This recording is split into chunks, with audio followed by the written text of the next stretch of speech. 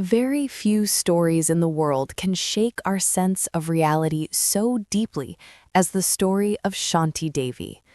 Because this is not the tale of a myth or a legend, it is a story of documented witnesses, verified addresses, recorded faces, and even an investigation committee personally formed by Mahatma Gandhi.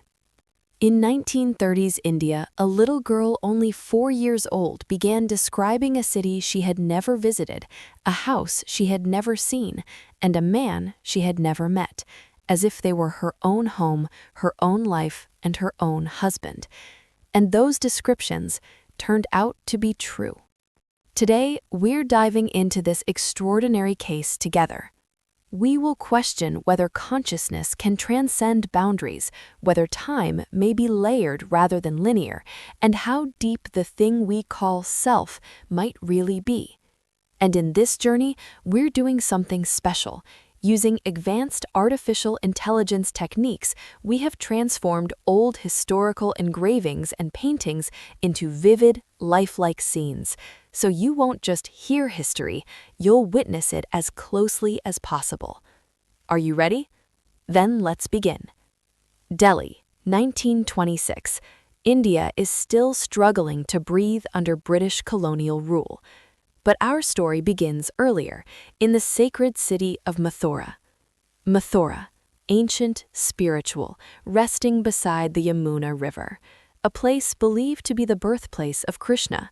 And on this sacred soil, in 1902, a woman named Lugdi Devi was born.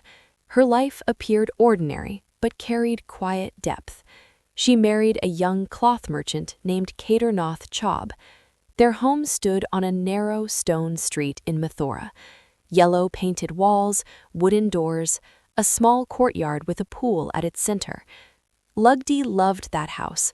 Her life with Kedarnath was peaceful, humble. But in 1925, that peace ended unexpectedly. Lugdi Devi was pregnant for her second child. The birth was difficult. Conditions were harsh. The baby survived, but Lugdi could not carry the burden much longer. On September 25, 1925, only a day after giving birth, her life came to an end. She was only 23 years old. She left behind a husband, a newborn, and a life unfinished. But perhaps consciousness went somewhere else. December 11, 1926, Delhi. Only months after Lugdi's passing, a baby girl was born in the crowded streets of the capital. Her parents named her Shanti Devi. At first, everything was normal. Healthy child, ordinary life. But around age 4, something changed. Or perhaps, a door opened. One day, Shanti said to her mother, "Mother, this is not my real home. My home is in Mathura. I had a husband there. I had a child." Her family dismissed it as imagination, a child's fantasy. But day after day, Shanti gave more details, and those details were astonishingly specific. She said, "My husband's name was Kedarnath Chaube. He sold cloth in Mathura. Our house had a little courtyard pool. I left this life while giving birth to my second child. After childbirth, they dressed me in yellow." That last detail was striking, because in Hindu tradition, women who have just given birth are often dressed in yellow ceremonial clothing. But how would a small Delhi child know that? Even Shanti's teachers began noticing something unusual. At times, she would drift into silence, eyes fixed in distance, describing scenes from another life. Concern grew. Was this imagination or something else? Then came 1934. Shanti was 8. One of her teachers decided to investigate. Was there really a Kedarnath Chaube in Mathura? There was, a cloth merchant, and yes, his wife had passed away in 1925. The family was shaken. A letter was sent.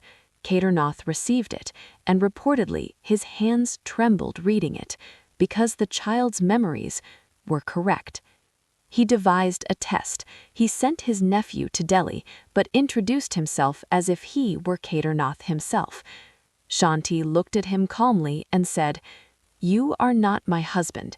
You are his nephew." Silence filled the room.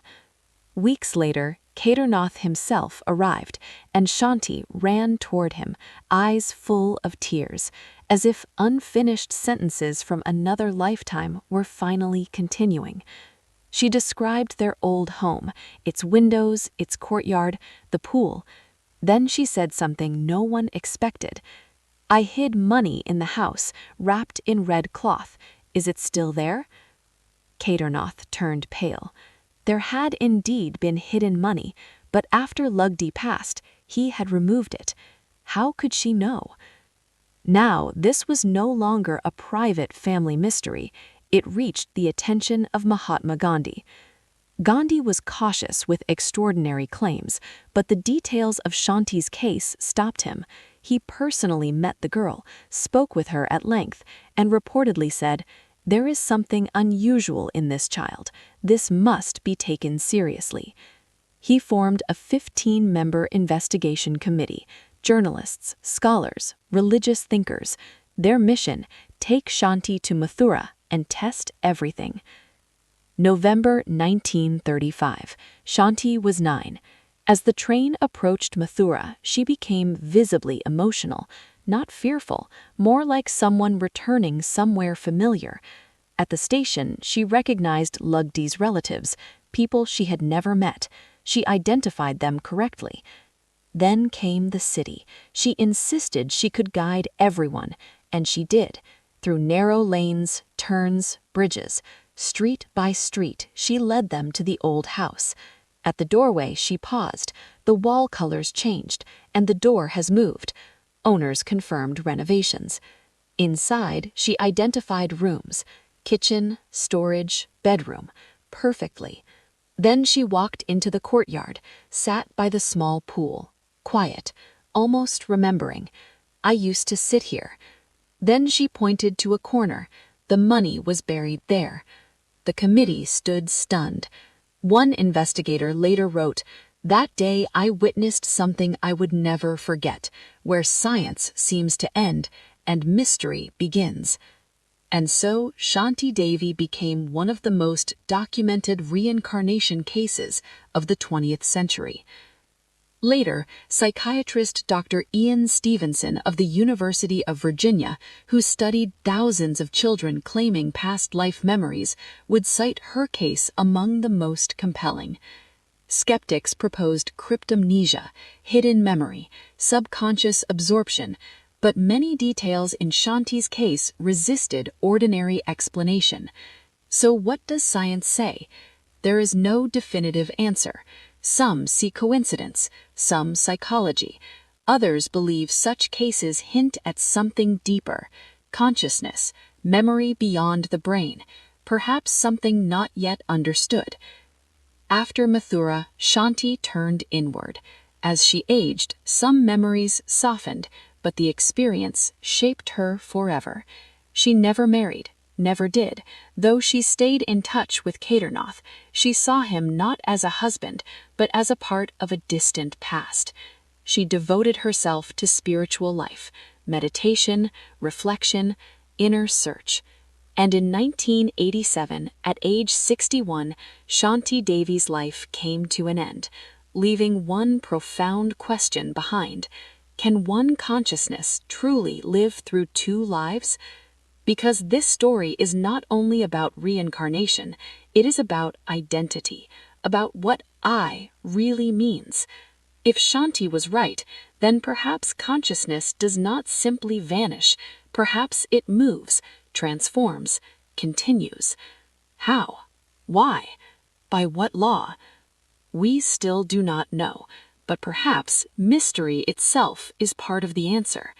Shanti carried this burden peacefully all her life, and maybe she was not the only voice from beyond time. Maybe deep inside each of us there are forgotten lives still waiting to be remembered. Who knows?